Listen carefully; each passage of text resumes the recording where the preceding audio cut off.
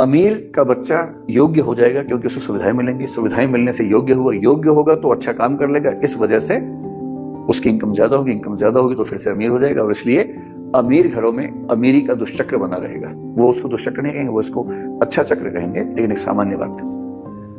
अब इसका विपरीत देखिए कि एक व्यक्ति गरीब है, पुअर है, गरीब घर में पैदा हुआ है, फिर बाद में उसका एक बेटा हुआ ए नाम का।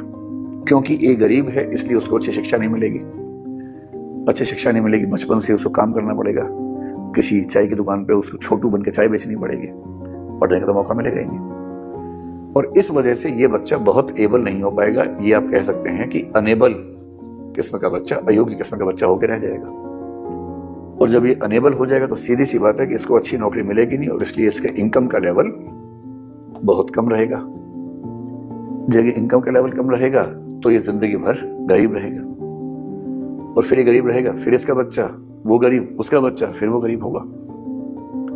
एक आध बच्चा संयोग से इस दुष्चक्र को तोड़ देगा, अखबारों में बड़ा बड़ा छपेगा उसके बारे में, और लोग ये भरोसा कर लेंगे कि गरीबी से हर व्यक्ति लड़ सकता है, जबकि ये बात सही नहीं है। गरीबी से लाखों में, हजारों में एक आध व्यक्ति लड़ पाता है, कुछ ही व्यक्ति लड़ पाते हैं।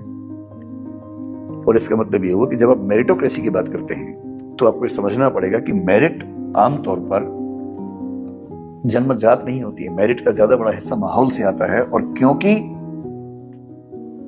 समुदाय में, समाज में बराबरी नहीं है, इसलिए जो लोग बेहतर स्थिति में हैं उनकी हर पीढ़ी में योग्यता और अमीरी पैदा होती रहेगी। और मेरिटोक्रेसी के नाम पर दरअसल जो प्लूटोक्रेसी होती है, जो समाज के अमीर लोग हैं उनका शासन होता है, वो पीढ़ी दर पीढ़ी चलता रहता है, और गरीब लोगों को या पिछड़े व्यक्तियों को अयोग्य कह कहकर हर पीढ़ी में हम खारिज करते रहते हैं।